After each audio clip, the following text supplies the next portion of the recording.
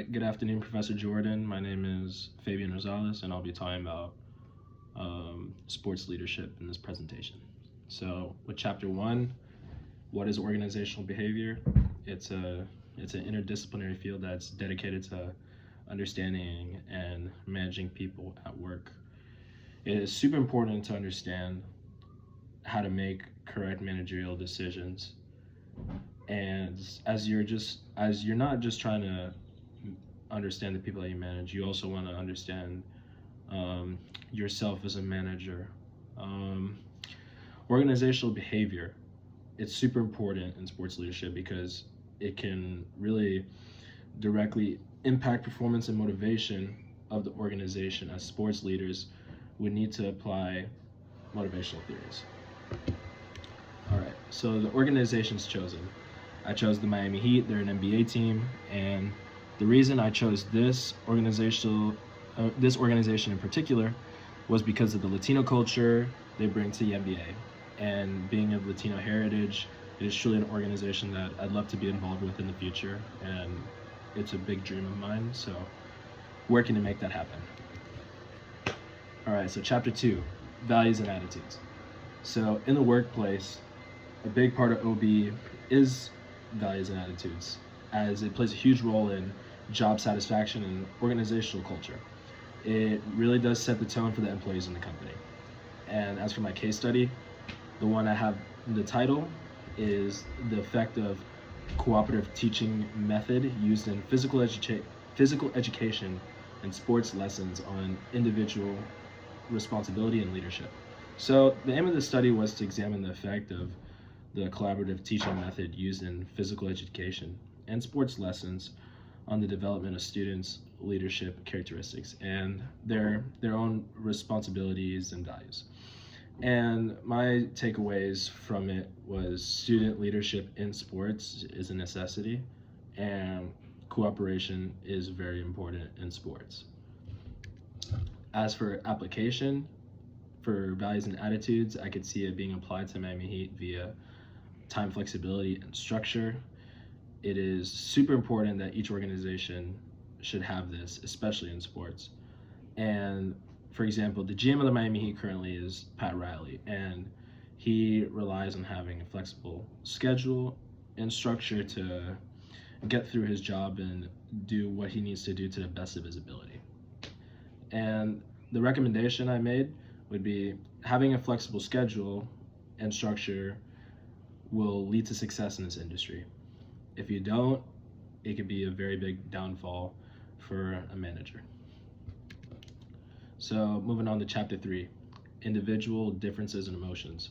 So for individual differences and emotions, what I got from the chapter is that it's super important to understand who can be adaptable in certain areas of a job, and also shows who is meant for leadership positions, because as you see people in tough positions in a job, you could see who's meant for a leadership position or not. As a leader, you see who can handle tough situations and who can't, and you can also see where you can assign them to.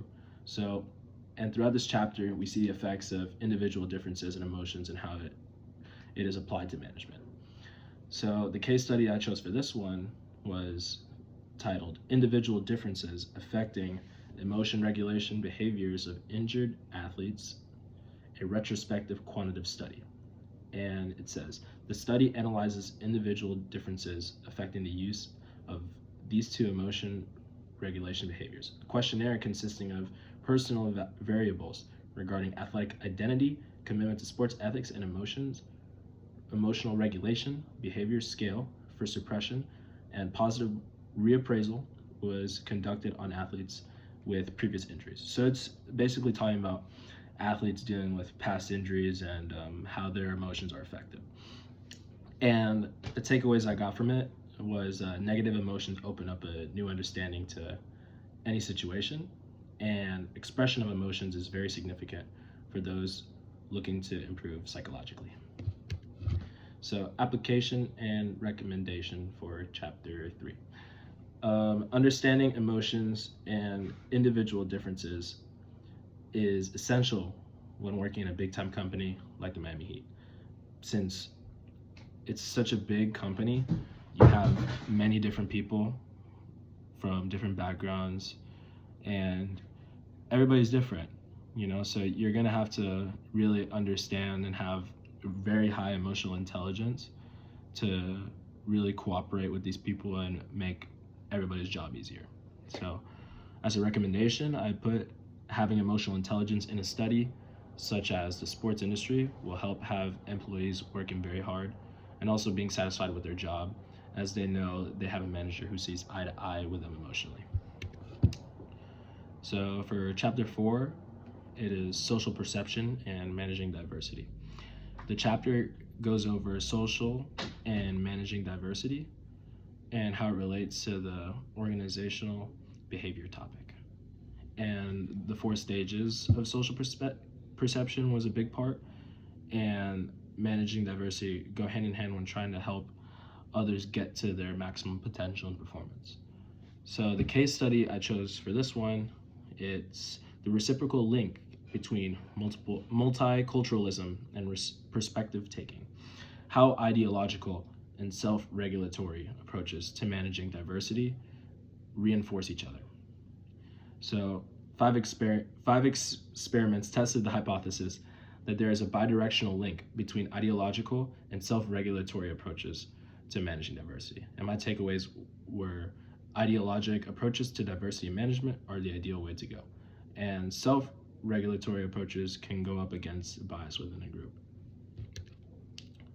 As for application, understanding the stages of the social perception process for the Miami Heat is big time as for decision makers in a big part of sports leadership. So making the right decisions at the right time leads to success in an organization such as the Miami Heat, as they have to make split-second decisions sometimes, especially like people in a GM position like Pat Riley. They have to make decisions on the go. So really understanding the social perception process is very important. And a recommendation would be to show effective leadership using the 6 mentioned in the text, which would be assigning specific tasks to group members, telling others they have, I went on low power mode. They have done well, setting specific goals for the group, letting other group members make decisions, trying to get the group to work as a team, and maintaining definite standards of performance. Last but not least, we have Chapter 5, Foundations of Employee Motivation. So it shares about the what and why of motivation, and also content and process theories of motivation. It really uncovers what motivates employees via management, and I think this is super important, as you want to try to keep the employee as motivated as possible, and I think it's super important. So the case study I chose was ensuring intention to manage sports events through positive work climate and motivation, an empirical study on sports volunteers of China. So basically what they did was they checked on people volunteering in China for a sports event, and it was like a really, really tough climate, and they were trying to see like intrinsic motivation. And it says the results of analysis have indicated that the impact of work climate on continuance and tension is significant and positive. However, the impact of intrinsic motivation on continuance is found to be insignificant. And my takeaways are the intrinsic motivation of the volunteers was high, and the climate does play a factor on motivation, reading through it. As for application, understanding intrinsic and extrinsic motivation will help keep the employees wanting to keep working. And especially the Miami Heat, you can give out great recognition to their staff as they want them to keep achieving goals daily. So if you keep your staff happy with giving them extrinsic rewards such as raises and all, it's good. And that's the application I got for that. And then a recommendation would be having a healthy balance of the motivations, making sure that extrinsic isn't over here and then intrinsic is all the way down here, making sure that it's about equal. And that is all I have for my presentation, and thank you for your time.